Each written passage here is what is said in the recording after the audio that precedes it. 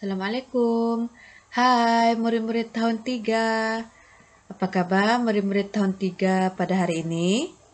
Cikgu harapkan murid-murid tahun 3 masih lagi bersemangat untuk teruskan sesi PDPR kita pada minggu ini. Jadi bagi matematik kita masih lagi berada di dalam topik yang ketiga, yaitu pecahan, perpuluhan, dan peratus. Jadi, hari ini kita masih lagi fokus kepada pecahan terlebih dahulu. Baiklah murid-murid, kita lihat kepada standar pembelajaran. Jadi pada hari ini kita akan lihat kepada 3.1 yaitu pecahan. Manakala standar kandungan kita akan lihat 3.1.3 yaitu menukar pecahan wajar kepada bentuk termudah melibatkan penyebutnya hingga 10. Manakala objektif pembelajaran pula, kita akan cuba untuk membantu murid-murid agar di akhir pembelajaran nanti diharapkan murid-murid dapat menulis pecahan bentuk termudah bagi pecahan wajar dengan betul. Baiklah murid-murid, kita buat sedikit ulang kaji mengenai apa yang telah kita pelajari pada minggu lepas, yaitu berkaitan dengan pecahan wajar. Jadi, bolehkah murid-murid menyatakan apa itu pecahan wajar? Harifin, Alisha, boleh kamu beritahu cikgu apa yang kamu faham dengan pecahan wajar? Apa itu pecahan wajar? Jadi, pecahan wajar ialah pengangka mesti lebih kecil daripada penyebut. Jadi, cikgu nak kamu ingat dan faham yaitu pecahan wajar pengangkanya. Yaitu pengangka ini maksudnya nombor yang berada di atas. Pengangkanya mesti lebih kecil daripada penyebut, yaitu nombor yang berada di bawah. Dan kita juga telah pelajari mengenai pecahan setara. Apa maksud pecahan setara? Setara ini maksudnya sama. Sama nilai, yaitu dua pecahan wajar yang berbeza tetapi mempunyai nilai yang sama. Cikgu harap kamu masih ingat di mana minggu lepas kita telah pelajari mengenai pecahan setara dan pecahan wajar. Jadi pada hari ini kita akan belajar mengenai pecahan bentuk termudah pula. Jadi apa maksud pecahan bentuk termudah? Pecahan bentuk termudah ini bermaksud nilai pengangka dan penyebut yang paling kecil. Maksudnya kita kena cari pengangka dan penyebutnya supaya nilainya adalah yang paling kecil. Tidak apa, kalau murid-murid masih kurang faham, kita akan lihat contoh selepas ini. Dan operasi yang kita akan guna hanya menggunakan operasi bahagi sahaja untuk mencari bentuk termudah. Kalau kamu masih ingat, sebelum ini kita hendak mencari pecahan setara, kita boleh gunakan operasi darab. Di mana kita mesti darab atas bawah dengan nombor yang sama. Atau kita boleh guna bahagi juga kan? Tapi untuk bentuk termudah, jadi kena ingat kalau untuk pecahan bentuk termudah, operasi yang boleh digunakan hanya bahagi. Hanya boleh guna operasi bahagi. Maksudnya kita mesti bahagi atas dan bawah dengan nombor yang sama. Konsepnya hampir sama dengan pecahan setara, tetapi pecahan setara kita boleh guna operasi darab. Namun untuk mencari pecahan bentuk termudah, kita hanya boleh guna operasi bahagi. Jadi diharapkan murid-murid ingat tiada operasi darab yang digunakan. Jadi kita lihat apakah pecahan bentuk termudah bagi pecahan wajar yang diberikan. Contohnya, kita kena cari pecahan bentuk termudah bagi 3/9. Jadi apa pecahan bentuk termudah bagi 3/9? Jadi macam mana kita nak cari? Jadi tadi cikgu dah katakan kita akan guna operasi bahagi. Konsepnya hampir sama dengan pecahan setara. Oke, 3/9. Oke, kita tentukan dulu. 3 dan 9 ini berada di dalam sifar apa? 3 dan 9 berada dalam sifar apa? 3 ada dalam sifar 3 kan? 9 pun ada dalam sifar 3, yaitu 3 darab 3, 9. Jadi 3 dan 9 ada dalam sifar 3. Jadi maksudnya kita boleh bahagi dengan 3. Di atas bahagi 3, di bawah pun mesti ikut bahagi dengan 3. Kenapa kita menggunakan bahagi? Kerana operasi bahagi sahaja kita boleh mengecilkan nombor. Kalau kita guna operasi darab, nombor akan semakin besar. Jadi kita tidak mencari pecahan bentuk termudah. Termudah ini maksudnya kecil. Bentuk termudah. Termudah ini maksudnya nombor itu semakin kecil, bukannya semakin besar. Jadi kita bahagi dengan 3. Jadi apa jawabannya? 3 dibahagi dengan 3. 3 bahagi oleh 3 kita akan dapat 1. Kemudian 9 dibahagi dengan 3 kita akan dapat 3. Jadi macam mana nak semak? Cikgu dah ajar itu. Kalau nak semak betul ke tidak hasil bahagi, kita guna operasi darab. Kalau nak menyemak, baru guna operasi darab. Yaitu 1 darab 3. 1 ini kita darab dengan 3. 1 darab 3 akan dapat 3. Balikkan. Jadi betullah hasil bahaginya 1 di sini. Oke, macam mana kita nak semak yang di bawah?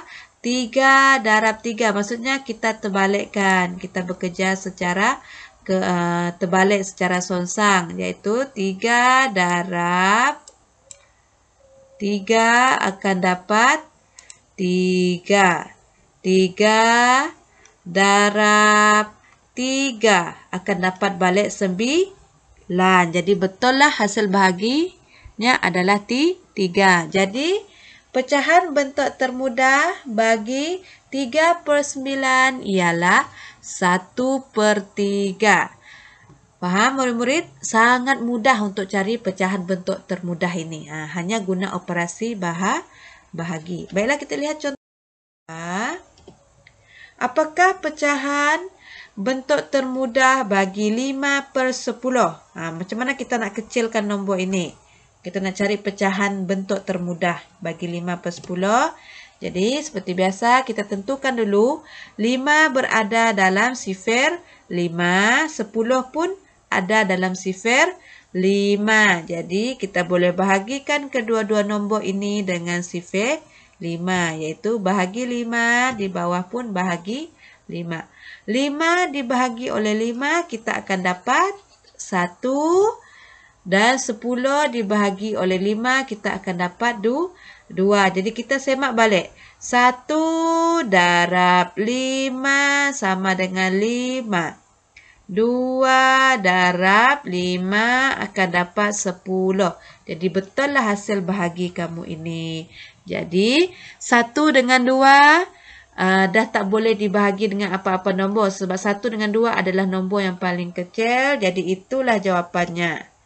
Pecahan bentuk termudah 5/10 ialah 1/2.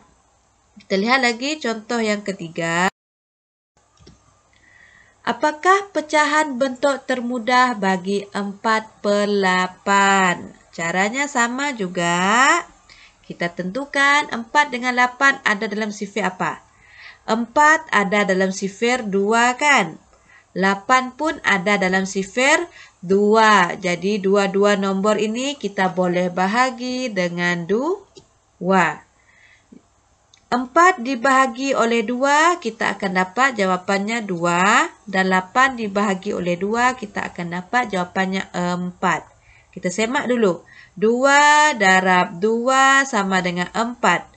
4 darab 2 sama dengan 8. Jadi adakah ini jawapannya?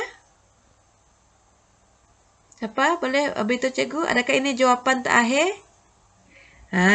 Untuk contoh yang ketiga ini ada berlainan sedikit dari contoh kedua dan contoh pertama kerana ini bukan jawapan terakhir. Ini bukan bentuk termudah bagi 48. Kenapa? Kerana 2 dengan 4 ini masih boleh dikecilkan lagi. Iaitu 2 dengan 4 ini masih boleh dibahagikan lagi. Jadi kita guna balik kaedah yang pertama ini tadi. Kita tentukan 2 dengan 4 ada dalam sifir apa? 2 ada dalam sifir 2, 4 pun ada dalam sifir 2. Maksudnya kamu boleh bahagikan lagi. Bahagikan semula 2 dengan 4 ini dengan sifir 2. Jadi kamu boleh bahagi 2, ini pun boleh bahagi 2. Maksudnya kamu boleh guna balik bahagi 2 ini. Tak semestinya sudah diguna di sini dah tak boleh guna lagi. Tidak kamu tengok balik. Adakah pecahan yang kamu cari ini adakah dia sudah terkecil atau masih boleh lagi dibahagi dengan sifir lain atau boleh lagi dibahagi dengan sifir 2.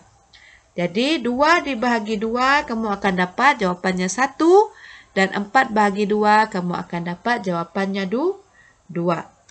Jadi di sini cikgu nak tekankan berkaitan dengan langkah pengiraan. Cikgu nak nanti murid-murid tolong tunjukkan langkah pengiraan. Jangan terus tulis jawapan kamu. Apa maksud langkah pengiraan? Maksudnya kamu kena tunjukkan ini. Kamu bahagi dengan nombor apa untuk dapatkan jawapan ini. Jangan terus letak jawapan yang terakhir. Nanti cikgu ingat kamu meniru. Atau nanti cikgu ingat kamu minta bantuan orang lain untuk selesaikan latihan. Jadi cikgu nak kamu tunjukkan langkah kerja seperti cikgu ini. Jadi kalau contoh yang ketiga ini, dia ada 2 jawapan. Iaitu ini jawapan pertama. Tapi ini bukan jawapan terakhir. Jadi ada lagi 1 langkah kerja yang kamu kena tunjuk. Jadi ini jawapan yang kedua. Jadi cara menulis mesti ke bawah. Mesti ke bawah. Sama dengan ini mesti ke bawah. Tak boleh sambung di tepi tulis sama dengan seperti ini.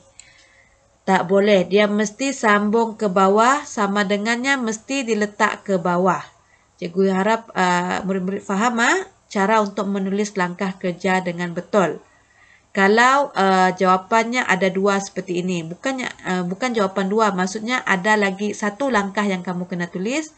Jadi caranya kamu kena tulis sama dengannya di bawah seperti ini. Susun seperti ini ke bawah. Bukannya ke tepi ya. Okey, jadi jawapannya adalah pecahan bentuk termudah bagi 48 ialah 1/2. Yang keempat, apakah pecahan bentuk termudah bagi 4/12 pula? Jadi seperti biasa kita tentukan terlebih dahulu 4 dengan 12 ada di dalam sifir apa? 4 ada dalam sifir 2, 12 pun ada dalam sifir 2. Jadi kamu boleh bahagi dengan 2, bahagi dengan 2. Jadi jawapannya 4 dibahagi oleh 2, 4 dibahagi oleh 2 bersamaan dengan 2. Dan 12 dibahagi oleh 2 akan dapat 6. Jadi semak balik. Kita semak dari belakang. 2 darab 2, 4. 6 darab 2, 12. Jadi betul lah ini. Adakah ini jawapannya?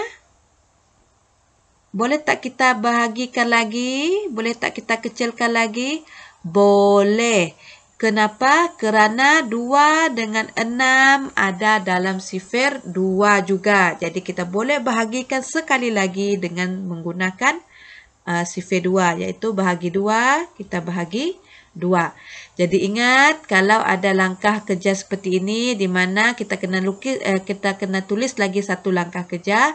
Jadi sama dengan mesti ditulis di bawah. Jangan sambung di tepi. Kita tulis di bawah. Jadi 2 bahagi 2. 2 ini dibahagi 2 bersamaan dengan 1. Betul. 6 dibahagi 2 bersamaan dengan 3. Jadi jawapannya 1/3. Jadi pecahan bentuk termudah 4/12 ialah 1/3. Jadi pastikan jawapan kamu itu adalah dalam bentuk nombor yang kecil, bukannya makin besar. Kalau diberi 4/12, sepatutnya jawapan kamu mesti kurang dari 4/12, bukannya bukannya makin besar. Contohnya tiba-tiba kamu dapat jawapan 10/20. Itu salah kerana pecahan kamu bukannya semakin mengecil, tapi pecahan kamu semakin besar. Kerana pecahan bentuk termudah bermaksud pecahan kamu semakin kecil. Pengangka dan penyebutnya adalah yang paling kecil. Jadi sekarang kita lihat perbandingan. Perbandingan apa? Di antara pecahan setara dengan pecahan bentuk termudah. Cikgu tak nak kamu keliru. Pecahan setara ini seperti yang kita tahu, dua pecahan wajar yang berbeza tetapi mempunyai nilai yang sama. Kamu ingat balik yang cikgu bagi contoh berkaitan dengan kawasan yang dilorek. Kawasan yang dilorek sama besar. Dia ada dua pecahan yang tidak sama, nombornya tidak sama, tapi kawasan yang dilorek itu sama besar. Jadi itu dipanggil sebagai pecahan setara. Dan kita boleh menggunakan operasi darab dan bahagi. Dua-dua kita boleh guna. Nak guna darab boleh, tak nak guna darab, nak guna bahagi pun boleh. Okey, untuk pecahan bentuk termudah, pecahan yang mempunyai nilai pengangka dan penyebut yang paling kecil. Sebab itu cikgu sebutkan sebentar tadi, kamu boleh semak kewajaran jawapan kamu. Atau kamu boleh semak jawapan kamu tu logiknya betul atau tidak. Kalau jawapan kamu semakin besar, maka jawapan kamu itu sudah semestinya salah. Kerana pecahan bentuk termudah bermaksud pecahan kamu itu semakin kecil. Dan kamu hanya boleh menggunakan operasi bahagi sahaja. Tidak boleh menggunakan operasi darab. Kerana kalau kamu menggunakan darab, nombor pecahan kamu akan semakin besar. Bahagi saja kita boleh mengecilkan pecahan. Jadi sekarang kita lihat balik. Pecahan wajar, pengangka mesti lebih kecil daripada penyebut.